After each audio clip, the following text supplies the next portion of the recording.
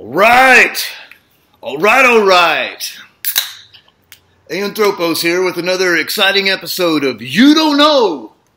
You don't know, huh? So don't act like you do. With us today, our top featured guest that we've ever had on the show. We've gotten our best reviews from on the show today for the third time. We've been waiting for this for a month. Christopher S. Jacobs, renowned psychic, empath, experiencer, healer, and hailing from Arizona. Christopher, how are you doing, sir? Good, Dan. How are you doing today? Man, I'm doing good. Thank you so much for taking time out of your day to speak with us. Yeah, no problem. It's always fun here. Awesome. Yeah, I'll tell you what, our last interviews have been very, very well received by the audience, and it seems like everyone gets a little bit better, with all the information that you're bringing, and it's very interesting. So much of it's new to me personally, and that's pretty rare because I am, maybe not in the psychic world, but in these a lot of these conspiracies and stuff, I am pretty well versed in this stuff, and so it's just fascinating to hear all this new information, or sometimes just different perspectives on stuff that I kind of already knew, and then seeing it from a completely different angle. Yeah, no, thank you. I appreciate that. Yeah, we just want we strive for accuracy, on our shows. We want to be able to bring out the information that people need to hear. We don't put it all out at once because then it overloads people, but we do it a little by little. Yeah, I really would. Now, I understand that. Have you been in Europe recently? No, I haven't been over to Europe yet. Joanna has. She's been over there, but that was years ago. But I haven't been over there. Oh, okay. Yet. Well, I thought that I know that y'all were on some trip here recently. Is that right? Yeah, we actually, that was a while ago, but yeah, we're actually going on a trip to Japan this summer. Yeah, we haven't been there yet, but we're going there this summer to do some talks and to do a little exploring around and looking around. Yeah, I think that's now. Yeah, I don't know why I was having a brain fart or something. That's what I'm remembering. Yeah, y'all's upcoming trip to Japan. Mm-hmm. What prompted the idea to go to Japan? Well, we have a couple friends over there. For one that I've done readings for, that we work with quite a bit, and we got the idea of doing talks over there because some people over there are very receptive to the paranormal, very receptive to the energy work that we do, and I've had several reads from people over there that thought it was a good idea for us to do talks over there. We're trying to work on some ideas. We're trying to sell some rods over there too, the orgone rods that we do, because they're a new thing over there. We're also going to see if we can get over to Australia and New Zealand too as well, because those same friends know some people in Australia, and I also know a couple. I know about 4 people in Australia that would be interested in seeing us as well. So we're trying to set up some talks over in those countries to see if we can get some more receptivity for people over there. Oh, that's great. And it just so happens I've been to Japan, and it was years and years ago, but they have that Shinto religion over there, and I can only imagine what type of ancestral spirits and stuff like that you'll be able to perceive once you get over there. Mm-hmm. It's very interesting. In a read I did recently for somebody who was just over in Japan, I was told that there was a different type of elemental that existed over there that was different from here. That I had encountered this particular type one time in one of the crystal skulls that I had bought. There was a being that was stuck in one of these crystal skulls. They call them edifices. That this being was trapped inside of this thing, and some rituals had been done with it and everything. And I managed to help this being out, and I found out I thought he was a dragon at first, because he looked so much like a bluish, whitish, like rainbowish colored dragon. And I said, "You look like a dragon, but I don't pick up that you are one completely. If you are, you're a different type." He says, "You're correct." He said his people existed when the world was whole originally, before it became divided by the bad aliens. And people call them archons when they came in. Mm-hmm. And when the world was divided up into the different zones, because Earth was a super Earth at one time, and it was divided up into these different zones.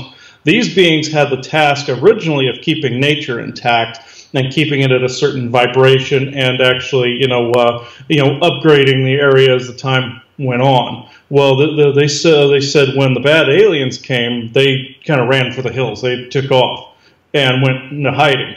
And I found a majority of them are in Japan. Some of them are in Japan. And this person brought back a crystal or stone skull with them, with one of those beings in it as well. And that had followed them back from Japan. And this being was tasked with coming over here and trying to balance the land over here in the United States.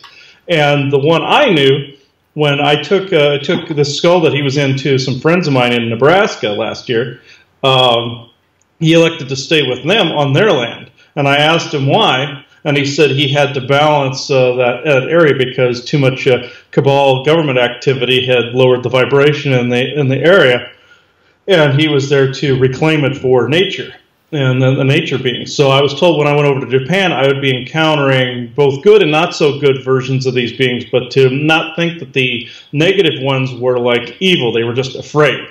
So that I had to actually kind of coax them back out so that they got back on their mission directive, or their original mission directive. And I found out they're in the cave systems of Japan for the most part. And that's where they came from. Yeah, I'll tell you what, we keep hearing about these caves, it keeps coming up over and over again. And, not to confuse, unicorns with dragons or maybe centaurs or something like this, but there's a lot of confusion amongst people about what they are. Are they mythological creatures, or are they real creatures? And if they are real creatures, were they ever physical, or are they just kind of astral creatures? With dragons, they seem to ride the line between both. I've noticed. I've seen physical ones. I've actually laid eyes on one. So for like a split second, the one we spoke to when I was in North Carolina, telepathically, decided to show herself to me very briefly. It was like that. She took up a city block for like less than a second, and very big being. I thought I was going to wet myself when I saw her, because she was humongous, and then disappeared. And I said, "You took a big risk doing that, a very big risk doing that. Thank you." I said, "Thank you for doing that." Yeah. I said, "It scared the crap out of me, but that's fine." And I could hear her laughing, in my head and everything. She was a very kind being, not hostile at all. They're hostile towards the Draco and towards the Greys, Archon forces, and stuff like that. History has messed up the Draco and the dragons, even though Draco is the root word for dragon. The history has screwed up two completely different species. One was conquered by the Draco and Archon forces about 500,000 years ago, and some of their DNA was taken. But dragons were native to this system, and they kind of scattered to the four winds after the Archon forces came in here. But they're kind, for the most part. I have encountered bad ones, and I've encountered etheric type ones, too. Like energetic type ones that have the classic shape to them, but they're energetic, like they have energetic wings and stuff like that. There are two other kinds, physical ones that I've encountered, like the classic medieval fantasy-looking one and the oriental-looking one, where they have like these shorter arms and they have like the longer look to them, like the snake look to them. And the big whiskers. Oh yeah, with the big whiskers and everything. Yeah. I almost mistook them almost for like a fish look because they had these whisker looks. Of the bigger ones, those are the two that I've encountered. There's smaller ones too, like miniaturized ones that I encountered. They come from a different dimensional layer that can phase between matter and energy.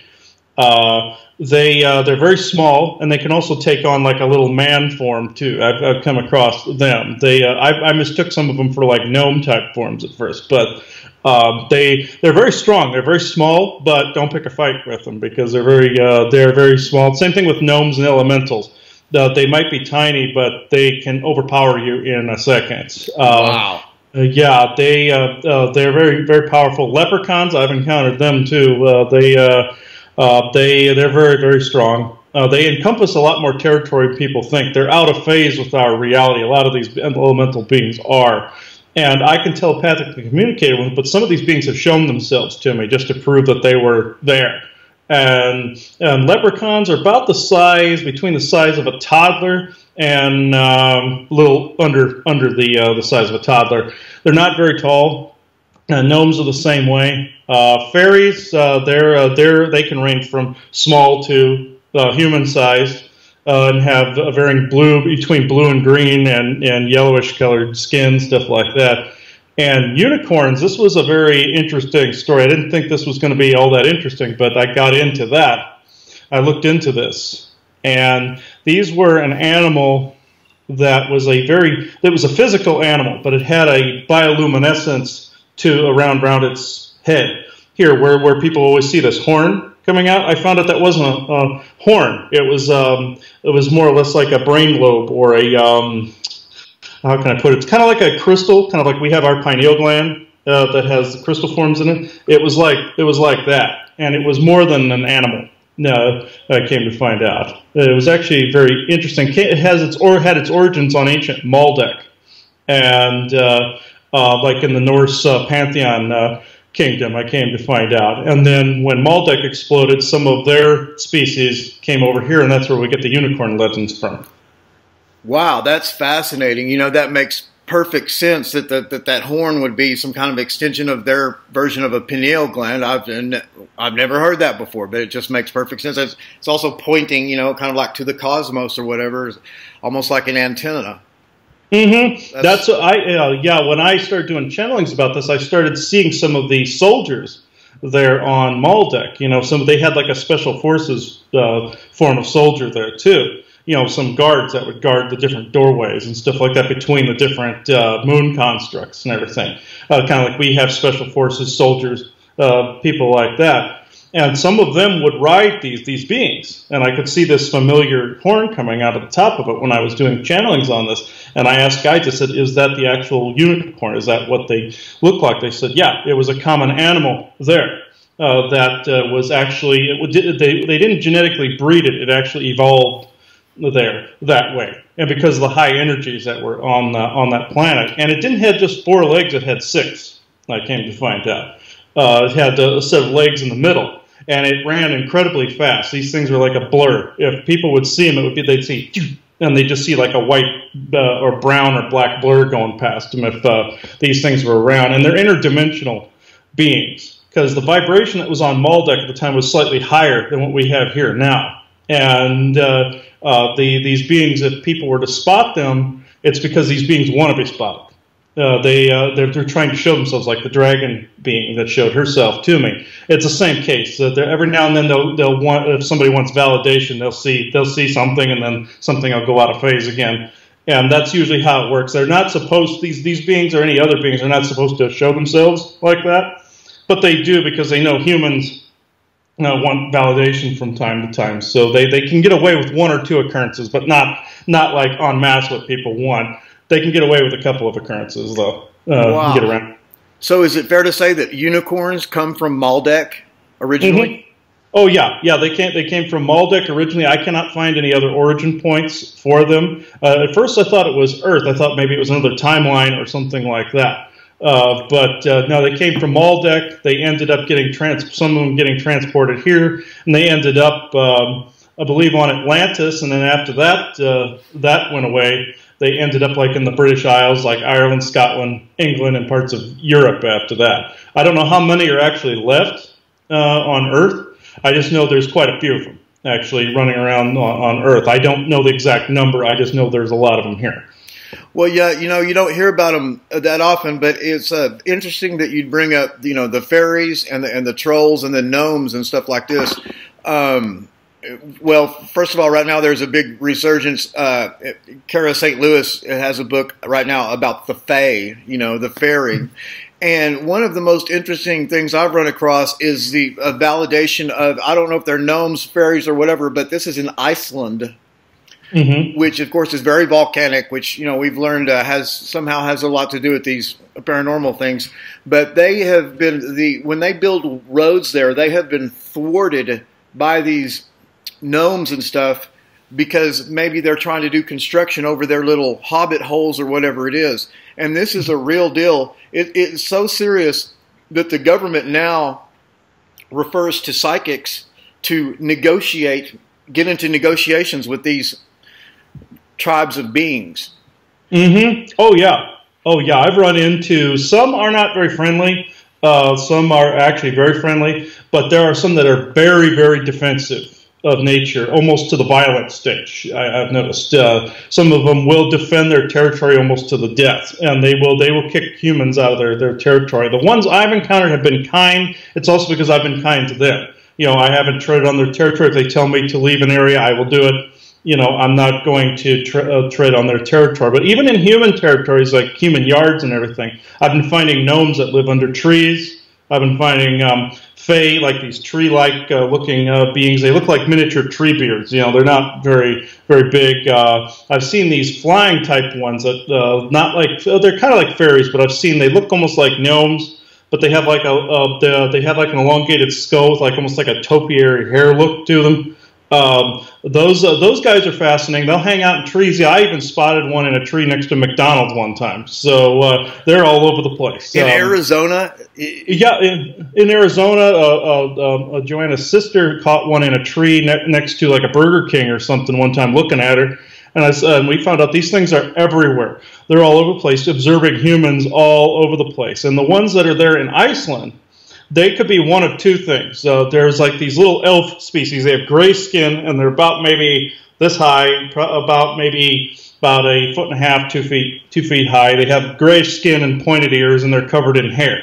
It could be that one, or there could be like a leprechaun and gnome species just trying to defend. Even Sasquatch have been known to defend the certain areas as well. But I noticed in Europe when I was looking up some of the different nymph and elf species and stuff like that, they confused a couple alien races together. There was this little hairy one I just described that its reptilian origin, has the pointed ears and head's covered in like a reddish brownish auburn hair, has the eye slits of a reptilian. And they're between a foot and a half, 2 feet, even 3 feet high, some of these things, and they're a royal nuisance. Then they combined that with like a goblin type species I've come across that are like bald. They look like a miniature golem from Lord of the Rings. I've come across those. They're a pain in the ass. They'll harass people. They'll start stealing what I call potentiality from people, like certain energy from people to stagnate them. They think that humans are in their territory. They're like, oh, they don't belong here. We're going to screw with them.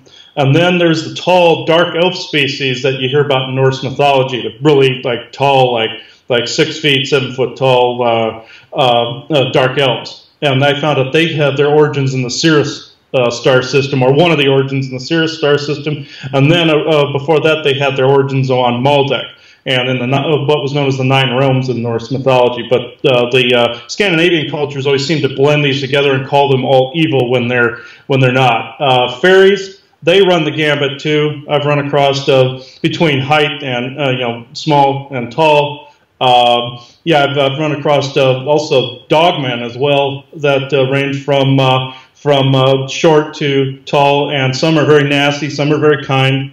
Depends on what tribe you run into. I've even run into genetically augmented ones that the Greys have created as well. So some of them can be very nasty, and some of them can be very, very, very kind. But yeah, when it comes to these cryptids, I always tell people have caution, but also don't hesitate to engage in conversation with them. Don't think it's all demon activity in their home or in their area. Think of it as you're negotiating with somebody you're living with in their territory. Some people have had the misinterpretation that they see like a shadow movement for their house, like, oh, it's a demon. No, it's more likely an interdimensional fae or some kind of elemental that they're just kind of butthurt that you're on their property. I ran into that same thing years ago. Another type of elemental I ran into was a shape-shifting type of one, an interdimensional one that I had to help this one person get one off their property. I had to negotiate with this one because this person saw that area as their home, but they hadn't been back to Earth in like 500,000 years. They hadn't been back to this dimension in like 500,000 years. I said, well, what's this area? What did this area look like before? And they described it to me as this big, like, bright jungle with all these flowers and all this. I said, does it look that way now? And they're like, no, what happened? You know, to them it was a blink of an eye. And then they find humans on their territory. So some people are running into that with the new energies coming in. And it can get quite confusing. So, yeah, you do have to have negotiators, psychic negotiators in there to actually negotiate with these beings. It sounds like there's even some confusion on their part, too, as well as the humans. Mm-hmm. Oh, yeah. There's a lot. I ran into a tribe of, they were these gnome-type beings called Grimpa. And they looked like Gizmo from the Gremlin movies. You know, they have these long ears that come out like this. And one of the very first elementals I ever ran into was a Grimpa that was on someone's property in Omaha, Nebraska. And at first I kicked this being off, not knowing what he was. All I saw was this black being moving towards me that was like, I sensed a lot of hostility from. And I didn't know then, you know, so I kicked him out of there. Well, eventually my guide Simeon came back to me and said, you might want to look into this a little further. And I said, okay, did I do something wrong? He said, yeah, but you can fix it. And I was like, then I looked into this, and this really butthurt gnome type being comes to me and says, hey, dumbass, what did you do this for? You know, and I said, well, I didn't even know your species existed. And then it's like, tell me about your people, and I can inform people. You know, and he told me his people existed in that area long before humans ever came to that area. And he said his tribe had a home there, and then all of a sudden they had to go away. They came back and saw humans had built structures and such on their property, and they just went stupid. And they were very temperamental. And I said, no, you can't do that. You don't know the passage of time like humans do. I know humans exist in a time construct. I know for you that doesn't exist. But this is something you're going to have to coexist with. Humans are here now, and they occupy, you know, most of the planet. You know, this is something you're going to have to get used to. And when I started putting it that way, these beings were more apt to negotiate. But in return, they wanted humans to actually care about nature more. They wanted humans to coexist with nature more. And I said, I can't make a promise for every other one. I said, I can do that. But I can't make a promise for all other 7+ billion humans on the planet. I said, you're going to have to go to each one of them individually. Yeah. You know? Maybe you can get the word out, you know, maybe that's what we're doing right now is getting the word out on that a little bit. Mm-hmm. Yeah, and they're very kind beings, but if you piss them off, they're going to come at you. You know, the Grimpa in history, I found out, I looked up Irish mythology, and there you have you have 3 types of beings that were mentioned in the leprechaun gnome kind of field. There was like this type of gnome that was hairy, that had kind of had a pushed-in nose, that they were very, very kind, but they didn't interact with humans too much. And then you had this very temperamental one that just went from 0 to pissed off in like a matter of seconds. You know, it's like they weren't known for their kindness. And then you had leprechauns, which were like a cousin to this. And when I first encountered leprechauns, they told me to look into this history that it was in print somewhere. And I looked it up. And the Grimpa were a species in Ireland called the Clochlurians. And they went down in history as the Clochlurians. And they were known for their temper, their major butthurtedness. They did not like humans very much. And this leprechaun that I've been in contact with, the name of Bremble told me that this species, they were hostile towards humans because they perceived humans as taking over their territory. And that was the species I had encountered in Omaha, and so they responded kindly when I started to negotiate with them, and they started to calm down after a while. But if you start to tread in a territory, and they see humans as more psychic than humans give themselves credit for. It's like, oh, you should have known you were in our territory. It's like, it doesn't work that way. It doesn't work that way. You know, you gotta kind of ease up a little bit here. And so there are other species that regard humans as very intuitive and telepathic and everything, and get frustrated when humans don't respond the way they want them to. I've noticed. They're not evil races. They're not hostile races. You're just frustrated. And sometimes it turns out that way. You know, when I was in Mexico a couple of years ago, one of the things I did is I went to what I call, I think actually Stuart Storlow kind of called it the Reptilian Museum. And I just ended up in this museum. It wasn't minute, but as soon as I was in there, I was like, no, actually I went there to see the Olmec heads those huge stone heads. And this is the museum that has those. It's a world famous museum. And but once I was in there, I was like, oh my gosh, I realized this is the reptilian museum that Stuart Serlo was talking about, because they had statuary of humans turning into reptiles and stuff like that. So, but one of the things that they have on the display is all these artifacts and little sculptures and stuff like this, and they're little people. They're like little gnomes and fairies or whatever, but they more closely resemble the people of that area. In other words, they're hairless. Their faces are hairless, you know, like the indigenous Mexican people are. And these, I don't, you know, they have their own tricksters and all this stuff, but they seem to be very happy. You know, they were all smiling, but it was a little bit, you know, disconcerting. It was kind of, you know, kind of scary, a little bit creepy. But they had one, and I can't tell you the name of them because these names, these Mexican names or Aztec names or whatever they are, there's so many letters, you know, Ticuachihuitl, and, you know, I don't even know how to pronounce it. But they had one amongst them who was their little god or something like that, who had a brazier. In other words, he carried around like a little fire pit. And so I think he had something to do with metallurgy. But what was interesting about him is he was somehow different from them because he had a full beard. That's very interesting because I've noticed that in Mexico and in also South America, you have a very strong Viking influence that has come in there. I've actually talked to people that live in Peru and South America and also Mexico. I've talked to a couple of people there. And yeah, there's some of their deities have shown up with long beards before. You know, like some of the Norse people made their way there.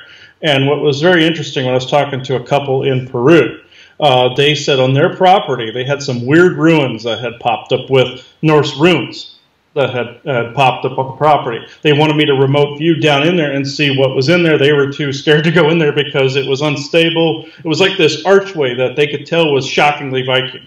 It was not, it was out of place with the Mayan ruins and such that were around, or the Inca rather, that was some of the Inca structures and stuff that were around. Completely out of place. And I was like, okay, I'll take a look. I went down in there and looked down, and I found giants living down in there, big bearded giants living down in there. That a couple of them weren't too happy that I was looking down in there. Oh, so they were alive? They were alive. Some of them were in like stasis tubes, and some of them were alive. They even had some reptilian guards standing at some of the doorways and everything. They had these raptor, like chicken-looking guards that were at the doorways that had like little attachments on their heads to make them, you know, obey, you know, orders and stay put. Technology. And they had these, like, yeah, they had like a it was like a Borg implant looking thing that was on their head. Yeah, that was on the side of their forehead. And these things were not friendly. They were not friendly at all.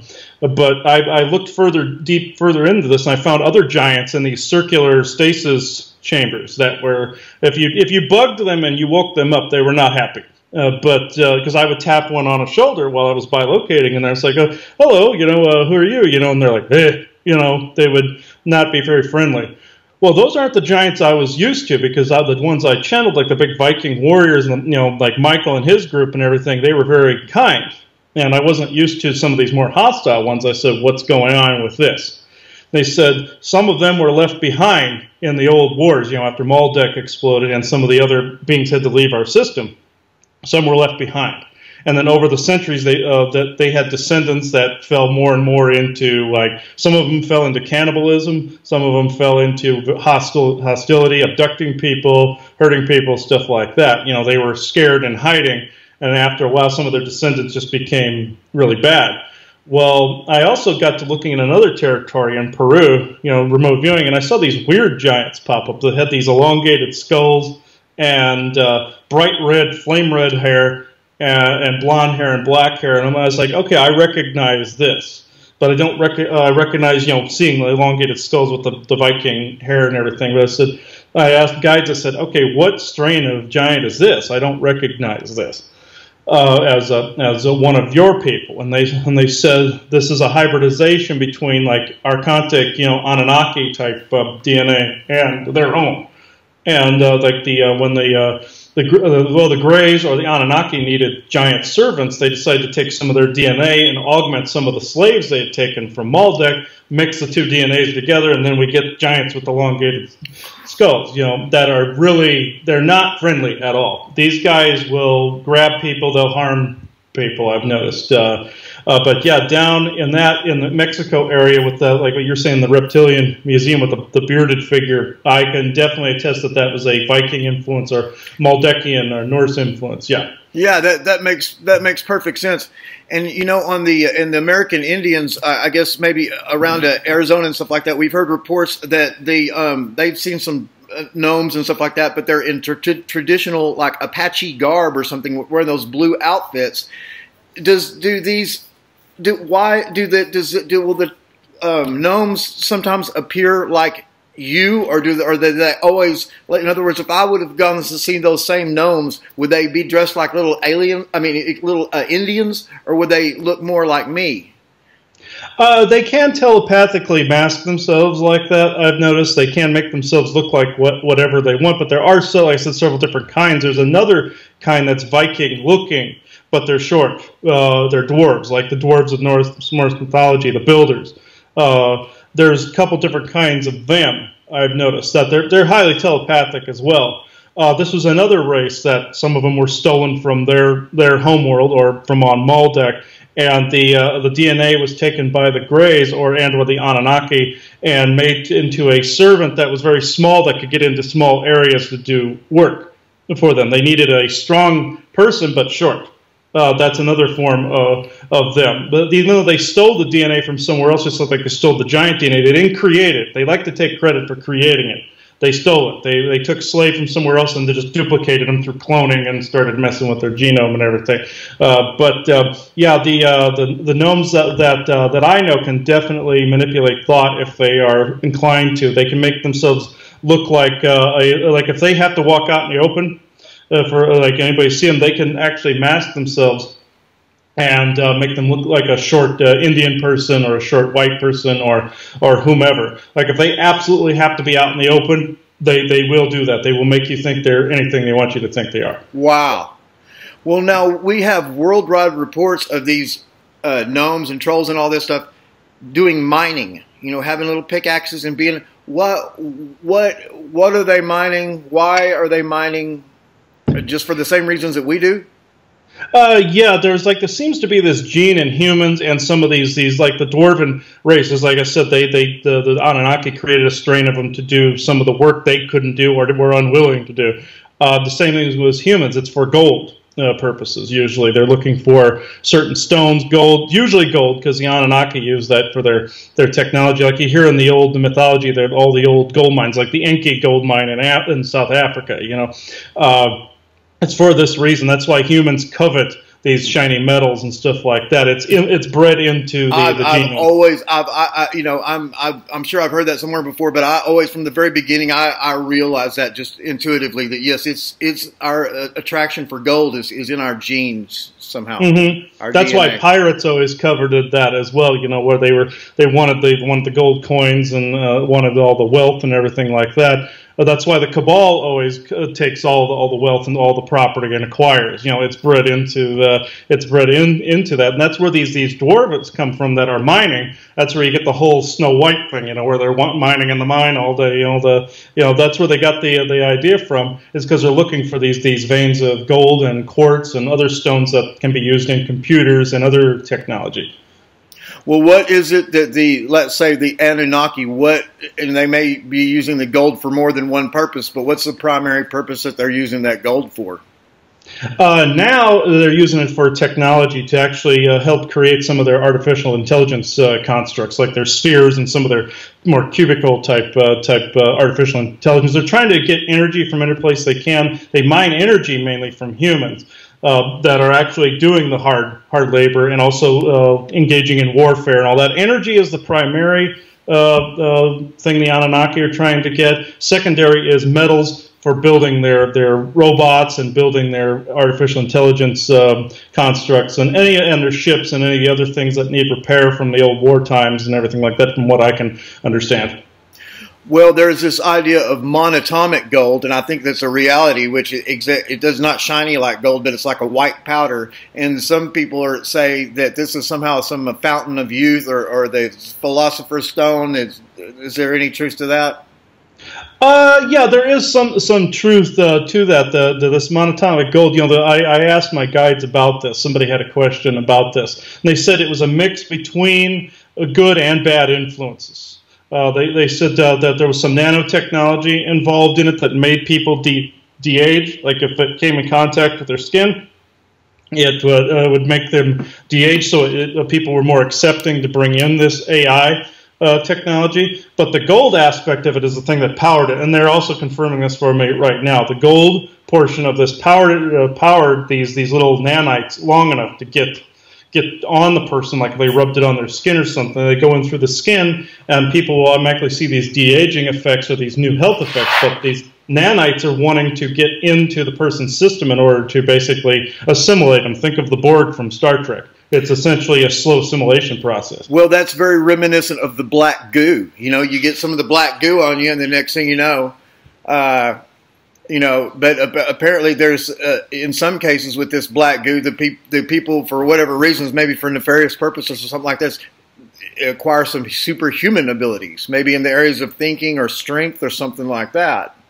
Mm-hmm. Oh, yeah. The black goo, that's also the AI Anunnaki Archon material. See, what happened was when they came across our universal threshold, they come from a different timeline that was incompatible with our own. They started to melt down into this goo form after they had to combine themselves with computers after they started to degenerate into these skeletal forms after a while. And this goo was inside of a big sphere. You hear about these sphere beings? And sometimes there's a little Anunnaki guy sitting at the center of these that can't really walk, but they can fly around in these spheres.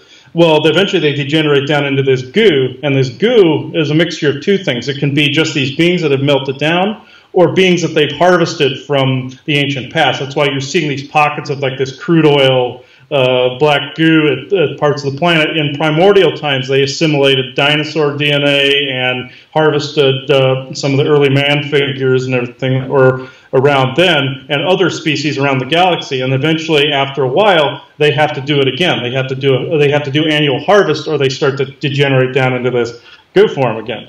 And I've noticed that that's where this goo comes from. It's primarily nanites, artificial intelligence, but it comes from the same source. It's Anunnaki DNA and basically what people call Archon. Yeah, that's fascinating. And I was even looking at some of my footage of Ghostlight Road recently, and just some of the stills and actually capturing some new stills. And I mean, it's just clear as anything. There's a being inside there with an elongated head with the wraparound sunglasses. I mean, it was just so profound when I, photographed myself things that similar to what we've been seeing on TV and stuff. I was just beside myself. Mm-hmm. Oh yeah. Some people think a lot of these spook lights are like fairies and stuff, and yes, some are, and some are fairy forms. But most of the time, people are seeing either like I said, fairy form, or these Anunnaki guys with the elongated skulls sitting in these small spheres. They can shrink these things down to the size of a baseball, or even further down. And they have this technology where they can shrink it down. And that's what people are seeing, and sometimes in paranormal situations where there's orbs flying by and stuff like that. Not always. The Sasquatch make up some of that as well. Some of them can morph into these these orbital type forms. But in really thick haunted sites, people are generally seeing the controller spheres or harvesters, as I call them, or these Anunnaki type forms, because they're harvesting the energy from these sites. Is what they're doing. Yeah, just like these battlefields that you and Joanne have visited. That's fascinating, because a lot of times these glowing orbs, the glowing orb phenomenon, it almost seems to be the common denominator. It's associated with every type of paranormal activity. Mm. Oh, yeah. In Gettysburg, when we were there, that was horrendous energy when we went there. When we first pulled up next to the visitor center at Gettysburg, I noticed there was this blue figure that climbed up on, I could see him out of the corner of my eye, climbed up on the visitor center. Nobody else could see him. He was completely out of phase, but I can see into those wavelengths with my eyes, so I could see this guy climbing up, but he looked like he was in a Civil War uniform, but he had this blue material that was around him that almost looked like glass. It was like this that was around him. And when I asked guides what that was, they told me heed caution, that he will attack you if you get too close. And I said, well, why is there this ghost with this crap around him? You know, what is this? And they said those were soul shards that were around him, that these harvester spheres had packed around him, basically to keep absorbing this energy over and over again, and also to control him into being like a sentinel for this area. And I said, okay, how do we free these ghosts so these spheres don't do this to these poor ghosts anymore? How do we fix this? And they said we had to go and declare the area neutral completely. That means no alien races could hold sovereigns over the land, and also to basically bless the land and ask the good benevolent galactics and guides to come in there and help repair it, and then also to basically unlock the soul trap. Gettysburg was one gigantic soul trap, and it was being held in place on the ground by obelisks, the Egyptian obelisks, and this signal was being kept in like a very 3D energy environment, not allowed to ascend basically out of that. When we unlocked one of those, it popped the cork on the whole thing, and all the ghosts went, shoo, they were gone. And they went off to the spirit world. At least most of them did. And the spheres were pissed. They were pissed off when we did this. And after that, I was hounded mercilessly by these Archon figures for that, because that was discovering one of their major earthly soul traps, other than their heavenly ones. I'll say heavenly ones up in space. They had these grounded ones, which were these battlefields. And they were constantly farming the energy from the ghosts by making them relive the battles over and over again. When I freed them, made them very angry. They saw that as a declaration of war. And yeah, it took a while to get rid of the harvester spheres after that. But we managed to do it after a while, but it took quite a while to do it. Well, did they follow you home? Did they antagonize you after y'all had left the area? Oh yeah, they continue. Even to this day, the Archonic figures still continue to antagonize us. So it wasn't just for that. We continue to help show people how to get rid of them, and how show people how to avoid getting entangled with them. And they're very angry. But from that, they were extremely pissed off because we had stumbled onto something that no human had to that point. Wow, and they were very angry at that. Yeah. And so if somebody goes to Gettysburg today, it'll be just maybe only a few random spirits, but it won't be like what it was 5 years ago or something like that, right? No. There will be some ghosts. Some people through their minds will draw in some stuff back in. You know, like people are expecting to see Civil War ghosts. They're going to draw some stuff back in. That's inevitable. But what was originally there is gone. You know, I even had a deep set possession from being there too. I had a ghost that actually inhabited me for quite some time afterwards, and it felt really weird. It felt very strange. It was very weird. This ghost, what he wanted was us to ferry him back down to Georgia, because that's where his family had come from. And I didn't notice him until we entered Georgia, and we spoke with this on one of our shows too, where we were visiting a couple friends down there.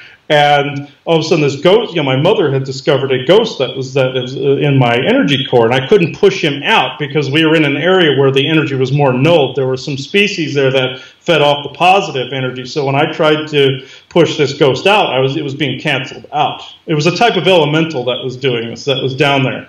But then they showed the courtesy of saying, yeah, you have something wrong, you might want to fix this. And I got a hold of my mother, and we discovered this ghost that inhabited. He called himself Mark.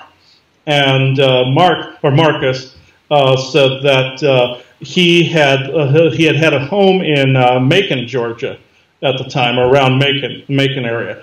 And he said he left his family to go serve in the military, and then eventually he died at Gettysburg. But we kept trying to tell him, go onto the spirit world. You're going to see your family's there. They're not in Georgia. We were being very respectful to him, even though I was not too happy that he had been ferried around inside of my core. Having a stowaway, huh? Yeah, it's very confusing when you have somebody that has a completely opposite personality than yourself that is inside of you, because you have these weird thoughts that will come into your head. These weird, he wasn't very approving of what me and Joanna were doing because he had this very religious mindset to him. Fascinating. Yeah, and I kept trying to calm him down. He might have thought you were doing the devil's work or something like that. Yeah, and he said that too. Yeah, and then we discovered after he rejoined the light, what had happened was we discovered that me and Joanna had a past life there, and we actually were the ones that killed him. So he was attracted to our energies for that reason. Y'all had killed him at the Battle of Gettysburg? Mm-hmm, yeah, we found that out. Both of us were there. We both murdered him there on the battlefield, and he didn't know why he was attracted to us because he was stuck in that soul trap. Somehow we got out of that, but he stayed there, and then he was somehow attracted to us. Well, then when he started to get his worldly memories back, he could sense we were the same two people that actually killed him on the battlefield, and he didn't know that's why one of the reasons he was attracted to us to begin with. So he knew he was, on some level, he knew that he was dead. Mm-hmm. He kind of knew when we encountered. He kind of knew he was dead, but then the more he moved on and the more he was with me, then he started to get more of his memories back. He goes, "Oh yeah, I died on the battlefield." But it was these beings that were keeping these ghosts in that state of not knowing they were dead. They were reliving this battle over and over and over again. That some people attributed to residual. But in some cases, it's these harvester spheres that are actually replaying this like a movie over and over again for these ghosts. Right. And also, in some cases, other aliens are farming these ghosts as well to incarnate on their own planets. I came to find out. Like if they need soldiers for some reason, or warriors, or whatever, they will grab a ghost from here and stick it on their own world. I came to find that out as well. It's not just the harvester spheres doing it. There are several other farmer races out there that are doing this as well. For their own planets. It's just a free-for-all, huh? They want more than the gold. They want to pick up a few ghosts, too. Mm-hmm. Yeah. These other species, you'd be surprised how many I've encountered that I caught. This is actually a very fascinating story about this when I first found this out. Okay. I'm just rebooting this camera. Okay. Okay, hold on. Okay, it's going. What had happened was a friend of my father's had passed away. And, he was a Vietnam veteran who had committed suicide. And what had happened was my father asked me to check on him and get him to the other side, and I said, okay, I can do that. Well, this is where this weird story, this is how this rabbit hole, this went down, just trying to help this guy to the other side. Well, I started to, when I bilocated, I asked to go to where he was, wherever he was. And I find him in this dark tunnel, this very dark tunnel with a very small light at the end of it. Very tiny, tiny light at the end of it, like people see when they die. And I found out that's actually a soul trap, that the spheres are sucking them into a fake heaven.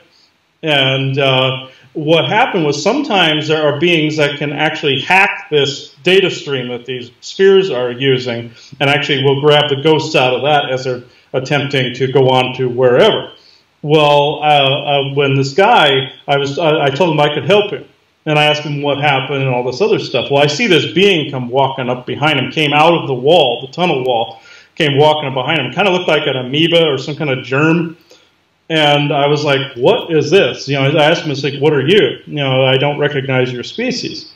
And he says, he goes, oh, I'm his guide. I said, I don't see a single bit of core light from you. Try again. I don't see a bit of light coming out of you at all. And he tried to grab this guy, and I knocked him over, and I called on my guide, Simeon. I said, can you get this man to where he needs to go, please? The real spirit world, can you get him there? And he goes, oh, yes, of course, yeah. And I said, well, who is this other being? What's this? And he said that was a remnant from an old wartime, a species that had woken up. That was one of what we call a farmer race, where they would grab ghosts and then incarnate them on their own world for the soldiers they could use in their own warfare against these spirits back in the old wartime.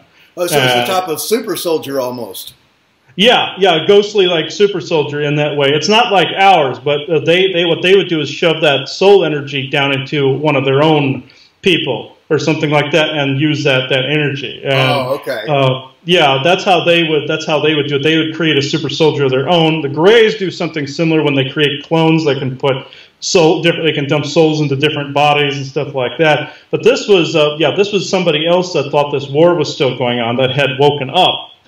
And that's what my guide said. Yeah, these guys are dangerous. Stay away from them. They fall into the demon category. This other race was. And I said, how many of these farmer races are there that are doing this? They said about a dozen. And some that I didn't even know. I only knew of the Anunnaki and the Draco and all of them that would siphon soul energy. I didn't know about any of these others. And I thought that was very fascinating. They intentionally let me fall into that to show me what was actually going on out there, and to show that this light at the end of the tunnel was not what people think it is. It's not a passage to the afterlife. It's a passage to the soul trap. The soul traps, I should say. Yeah, there's several of them. Yeah. So in other words, don't go to the light. If you feel like you're dead and you know that you died, don't go to the light. Yeah, you can always ask for true source light, or your guides to come guide you to the real place, or get yourself into a vibration or an intention to bring you to the real spirit world. If anything tries to pull you, I always tell people, if they have a near-death experience and something is pulling on you, like literally like a rope being pulled, fight that. That's actually a soul trap trying to grab your energy. It's like a vacuum or a signal that's pulling on you. And that's where that's where that tunnel comes from, because it's a signal tunnel where they're trying to vacuum this energy up, kind of like a tendril or some kind of tube or straw. They're trying to pull this energy up, or like a tractor beam from Star Trek, kind of like something like that. Mm-hmm. And every now and then, these other races can hack that signal and start grabbing energy out of that. They figure, okay, we'll wait till these guys start to do it. We'll disable them, and then we'll grab the energies. It doesn't have, with these other races, it's not as prolific as it used to be. It's mainly the harvesters that are doing the fake near-death experiences and stuff now. But every now and again, you will get another race that tries it. There were, like I said, there were about a dozen harvester races, soul harvester type races at one time. But it's down to like maybe 2 or 3 now. And Greys and Anunnaki included in that. Will they try to cause a person's death just so that they can harvest their soul? Oh yeah, most definitely. The jinn are responsible for that, to try to bind people into contracts. I've noticed they'll set up a situation to where people almost die and are desperate enough to actually bind themselves into a contract where like the jinn or the Greys or something are consented to screw with them. Like they'll sometimes cause car accidents to where the person dies and then they just grab the... I can't believe you just said that. When I had surgery, I had a broken arm and I had surgery, and then they had me on the morphine, so I was very, groggy and everything, and I was driving from and this is decades ago, and driving back from the hospital, and I was on the Loop 289 in Lubbock, Texas, and I had to fight with the steering wheel at one point. There was something physically pulling the steering wheel to try to make me go into oncoming traffic. Mm-hmm. Yes, yeah. They will do things like that to try to, because they see like a soul they want to ensnare somebody they know that they won't be able to control later on down the road, because these are time traveling entities as well.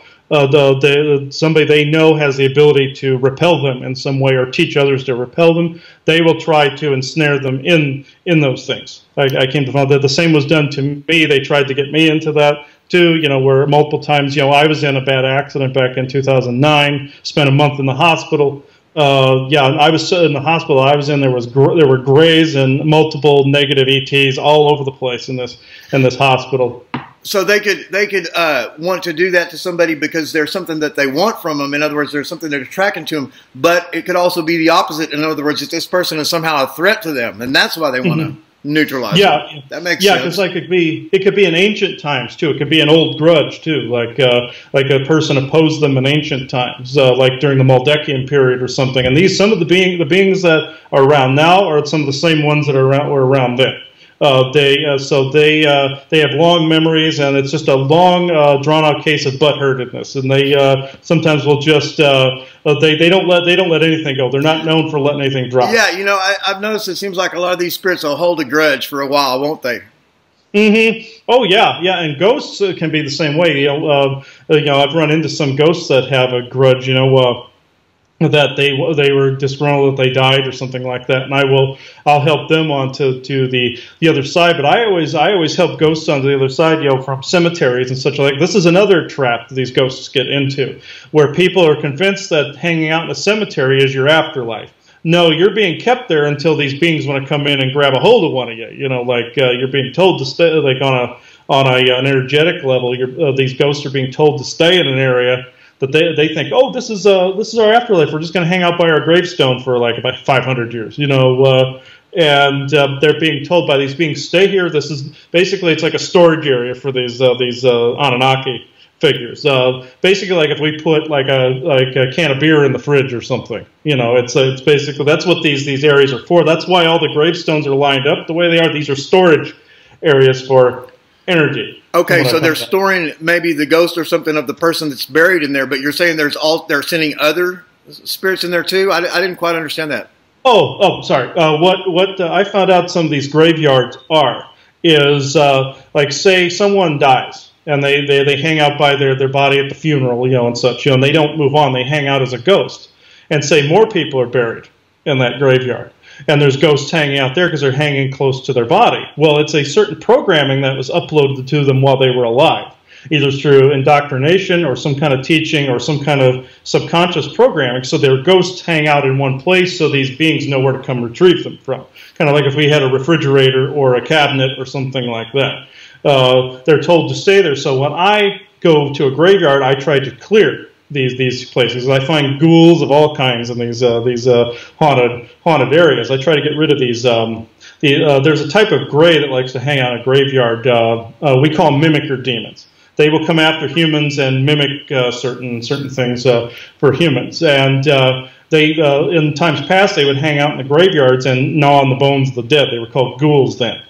And these beings would try to siphon the energy off the bones, because they were a type of gray alien that was trying, or archon that was trying to grab, the energy from the bones. Well, they got the idea after a while to program people with the idea of their afterlife is a graveyard. Their afterlife is in a big field or an area with all the stones. This is your afterlife. This is your eternal place of rest. Stay here. They put that programming in people so they could just come back and retrieve the energy whenever they felt like. Oh, so they try to program the people while they're alive. While they're alive with certain beliefs that they're supposed to stay here, this is where you go when you die, etc., etc. Or maybe even through horror movies and stuff. We kind of get this idea, that's where the dead live or something like that. That's fascinating. Yeah, exactly. They wanted to get that programming into people, and I always tell people these are just stones. This is not where you go. This is not the place where you go when you die. And I tell that to ghosts when I see them in graveyards. And they said, oh, this is our afterlife. I said, no, it's not. It's not even close. Let me help you out. I found that in Chicago when I was there several years back. There was this big graveyard called Forest Home Cemetery.